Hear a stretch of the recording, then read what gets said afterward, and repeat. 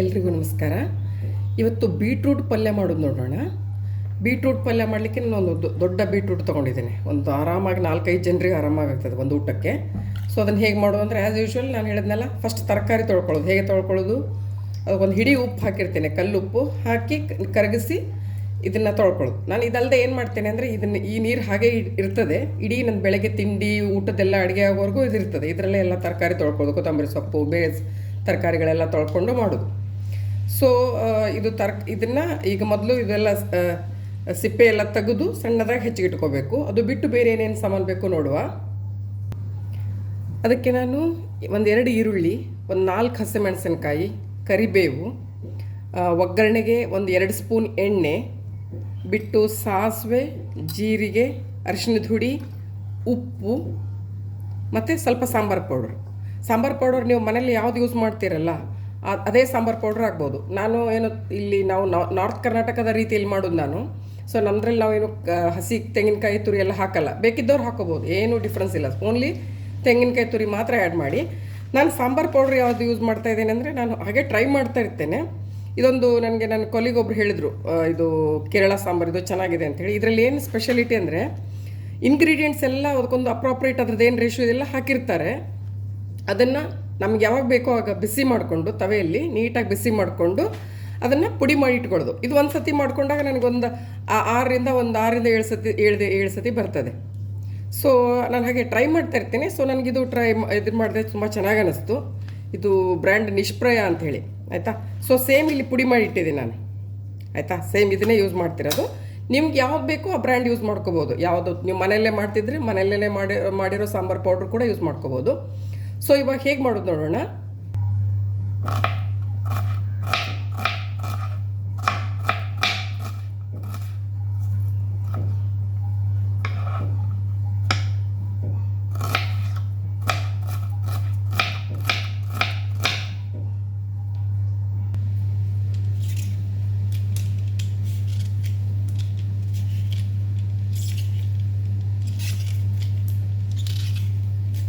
ಸಿಪ್ಪೆ ಎಲ್ಲ ತೆಗಿಬೇಕು ಕ್ಲೀನಾಗಿ. ಮತ್ತು ಹೀಗೆ ಸೈಡದ್ದೆಲ್ಲ ಇಲ್ಲಿ ಸ್ವಲ್ಪ ಗಟ್ಟಿ ಇರ್ತದೆ, ಇದು ಕಟ್ ಮಾಡಿ ತಕ್ಕೋಬೇಕು. ಸ್ವಲ್ಪ ಇಲ್ಲಿ ಗಟ್ಟಿ ಇರ್ತದೆ ಒಂದು ಸೈಡ್, ಅದ್ರದ್ದು ರೂಟ್ಸ್ ಇರೋ ಸೈಡ್ ಸ್ವಲ್ಪ ಗಟ್ಟಿ ಇರ್ತದೆ. ಆ ಪೋರ್ಷನ್ ಸ್ವಲ್ಪ ಕಟ್ ಮಾಡಿ ತೆಗಿಬೇಕು. ಮತ್ತು ಸಣ್ಣದಾಗಿ ಹಚ್ಕೊಳ್ಳಿಕ್ಕೆ.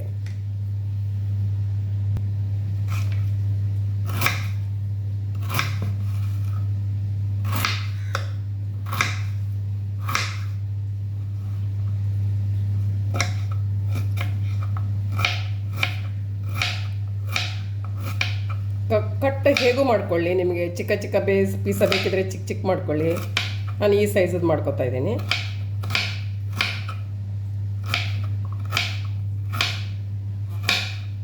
ಇನ್ನು ಕೆಲವೊಬ್ಬರು ತುರಿದು ಕೂಡ ಮಾಡ್ತಾರೆ ಇದನ್ನು, ಅಂದರೆ ತುರಿದು ದಪ್ಪದಾಗಿ ಮಾಡ್ತಾರೆ.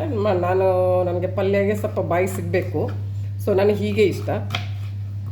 ಸೊ ನಾನು ಒಂದು ಆಲ್ಮೋಸ್ಟ್ ಈ ಸೈಜದ್ದು ಅಂದಾಜು ಪೀಸಸ್ ಎಲ್ಲ ಈ ಲೆಕ್ಕದಲ್ಲಿ ಬರೋಂಗೆ ಮಾಡ್ಕೊತೇನೆ. ಬೀಟ್ರೂಟ್ ಸ್ವಲ್ಪ ಇದು ಹಿಮೋಗ್ಲೋಬಿನ್ ಕಮ್ಮಿ ಇರೋರು, ರಕ್ತದಂಶ ಮೈಯಲ್ಲಿ ಕಡಿಮೆ ಇರೋರು ಅವ್ರಿಗೆ ತಿನ್ನಬೇಕು, ಒಳ್ಳೆಯದು, ತುಂಬ ಒಳ್ಳೆಯದು. ಇದಕ್ಕೆ ನಾನು ಈ ಪಲ್ಯಗೆ ಸ್ವೀಟ್ ಏನೂ ಹಾಕ್ತಿಲ್ಲ, ಬೆಲ್ಲ ಅದೇನು ಹಾಕ್ತಿಲ್ಲ. ಅದು ಬೈ ನೇಚರ್ ಇದು ಆಲ್ರೆಡಿ ಸ್ವೀಟ್ ಇರೋದ್ರಿಂದ ಬರೀ ಖಾರ, ಮಸಾಲೆ ಪೌಡರ್, ಉಪ್ಪು ಇಷ್ಟೇ ಹಾಕ್ತಿರೋದು. ಸಿಂಪಲ್ ಆಗಿದೆ. ಇವನ್ ಬೇಕಿದ್ರೆ ನೀವು ಹುಣಸೆಹಣ್ಣು ಬೇಕಿರೋರು ಹಾಕ್ಕೊಳ್ಳಿ, ನಾನು ಹಾಕಲ್ಲ ಅಷ್ಟೇ.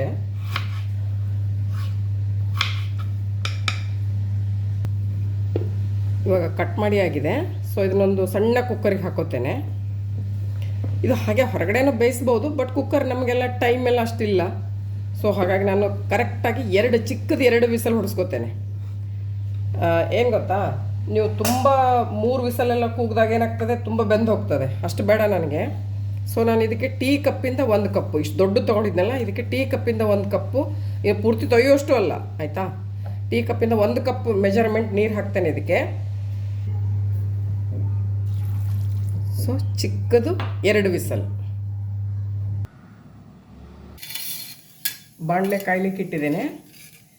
2 ಟೇಬಲ್ ಸ್ಪೂನ್ ಎಣ್ಣೆ.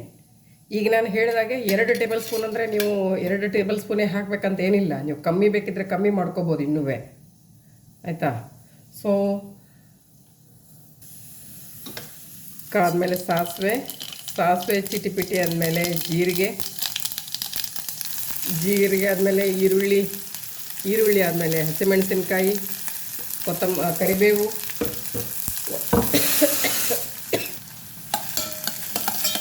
ಸ್ವಲ್ಪ ಬಾಡಿಸ್ಕೊಳ್ಳಿಕ್ಕೆ 1 ನಿಮಿಷ 1.5 ನಿಮಿಷ ಬೇಯಲಿ. ಅಲ್ಲಿ ಒಗ್ಗರಣೆ ಬೇಯ್ತಾ ಇದೆ, ಕುಕ್ಕರಲ್ಲಿ ನೋಡುವ. ಸೊ ಇದು ಇಷ್ಟ ಆಗಿದೆ, ಈ ರೀತಿ ಬೆಂದಿದೆ, ಸಾಕು. ನಾನು ಹೇಳಿದ್ನಲ್ಲ, ತುಂಬ ಬೇಯಬಾರ್ದು ತರಕಾರಿಗಳು, ಅದು ಒಂದು ಲೆಕ್ಕದಲ್ಲಿ ಬೆಂದರೆ ಸಾಕು. ಸೊ 2 ವಿಸಲಿಗಿದು, ಜಸ್ಟ್ 2 ವಿಸಲ್. ತುಂಬ ನೀರು ಹಾಕಿದ್ರೆ 1 ವಿಸಲ್ ಸಾಕು. ನಾನು 1 ಟೀ ಕಪ್ಪಿಂದ ಹಾಕಿರೋದ್ರಿಂದ ಇಷ್ಟು ಚೆಂದ ಬೇಯ್ದಿದೆ. ಇವಾಗ ಒಗ್ಗರಣೆಗೆ ಸ್ವಲ್ಪ ಅರಿಶಿಣದ ಹುಡಿ, ಈರುಳ್ಳಿ ಸ್ವಲ್ಪ ಬೆಂದಿದೆ ಅಲ್ಲ, ಮಿಕ್ಸ್ ಕೊಡೋದು. ನಾನು ಹೇಳಿದ್ನಲ್ಲ, ಇದು ಆಲ್ರೆಡಿ ಸ್ವಲ್ಪ ಸಿಹಿ ಇರೋದ್ರಿಂದ ಬೀಟ್ರೂಟ್, ಸೊ ಅದಕ್ಕೆ ನಾನು ಸಕ್ಕರೆ ಅಥವಾ ಬೆಲ್ಲ ಏನೂ ಹಾಕ್ತಿಲ್ಲ. ನಾನು ಇವನ್ ಹುಳಿನೂ ಕೂಡ ಸ್ಕಿಪ್ ಮಾಡ್ತಾ ಇದ್ದೇನೆ. ಇಷ್ಟ ಇದ್ದವರು ಹುಳಿ, ಇಷ್ಟ ಇದ್ದವ್ರು ಹಾಕ್ಕೊಳ್ಳಿ. ನಾನು ಇದರಲ್ಲಿ ನಾನು ಹೇಳಿದ್ನಲ್ಲ ಪೌಡರ್, ಸಾಂಬಾರು ಪೌಡರ್ ನಾನು ಹುಡಿ ಮಾಡಿ ಇಟ್ಕೊಂಡಿದ್ದು, 1 ಟೀ ಸ್ಪೂನ್ ಹುಡಿ, 1 ಅಥವಾ 1.5 ಟೀ ಸ್ಪೂನ್ ಸಾಂಬಾರು ಹುಡಿ. ಹೇಳಿದ್ನಲ್ಲ ಇದು ನಿಷ್ಪ್ರಯ ಅಂಥೇಳಿ. ಇದರಲ್ಲೆಲ್ಲ ಅಂದರೆ ಇಂಗ್ರೀಡಿಯೆಂಟ್ಸ್ ಎಲ್ಲ ನಮಗೆ ಕಾಣಿಸ್ತದೆ. ಅಂದರೆ ಇದರಲ್ಲಿ ಏನೂ ಸುಮ್ಮನೆ ಫೇಕ್ ಅದು ಇದು ಮಿಕ್ಸ್ ಆಗಲ್ಲ. ನಾವಾಗೆ ಹುರ್ಕೊಂಡು ಹಾಕೊಳ್ಳೋದ್ರಿಂದ ಫ್ರೆಶ್ ಆಗೂ ಇರ್ತದೆ. ಹಾಗೆ ಲೆಕ್ಕ. ರುಚಿಗೆ ತಕ್ಕಷ್ಟು ಉಪ್ಪು,